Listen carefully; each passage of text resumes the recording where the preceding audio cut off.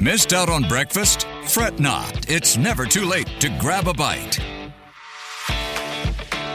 All right, on Breakfast Bites today, what to do if you're assigned work before your official start date. This was from the Ask ST Jobs section. Ryan, what would you do? Tough one, because I think many of us have possibly faced this crossroads before of sorts. Hey, you sign a contract, and then someone might ask you to do your homework or research or even real work before you actually start day one of being paid. So do you do work before being paid? And also legally, is that even fair? Or I guess sometimes expectations are different.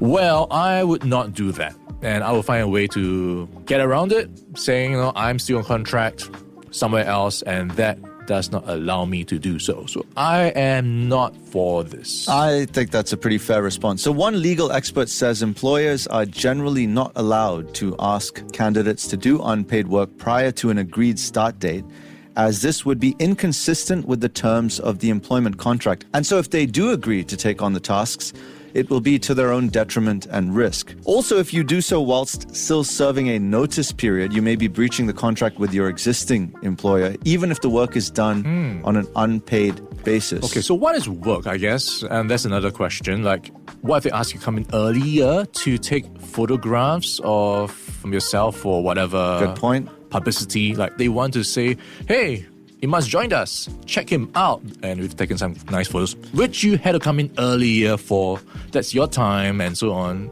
Does that count as work? You mean administrative tasks? Yeah, that sort of thing. Like getting a security pass, getting your photos taken. I think it still does, so long as you're on the work premises and you're doing some kind of... But that's before day one, though. So you're on the clock, basically, spending your own time. Yeah, so I think that could also constitute a breach. But beyond the potential unlawfulness of working for another organization while still serving a notice period, experts say that by working for an employer before the start date, you're also engaging in employment not governed by any written agreement, subjecting yourself to certain risks. Right. Insurance, example. Yeah, insurance as well. It creates a bit of a legal gray zone around your legal obligations. So, for example, if a candidate has not been clearly informed in writing of their tasks, it may be challenging for them to demonstrate that they have completed the assigned task according to expectations.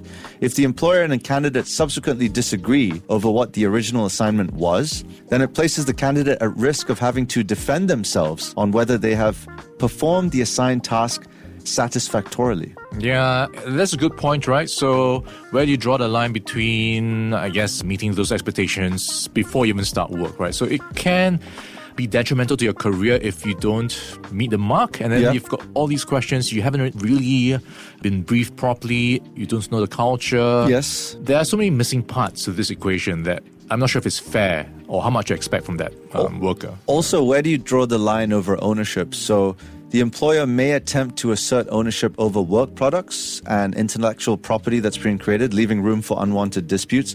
Secondly, it exposes the candidate to the dangers of working without any clear legal protection. So without a contract in place, it can be a challenge to demonstrate your entitlement to salary, CPF, contributions, other employment rights. In roles that require you to be exposed to health risks, that may also be an issue because in the form of professional liability insurance, these kinds of things only come into effect from the agreed start date onwards. Yeah. So let's say this is a construction site, for instance, and you're being asked to come and join early and do a couple of, maybe set up the scaffolding.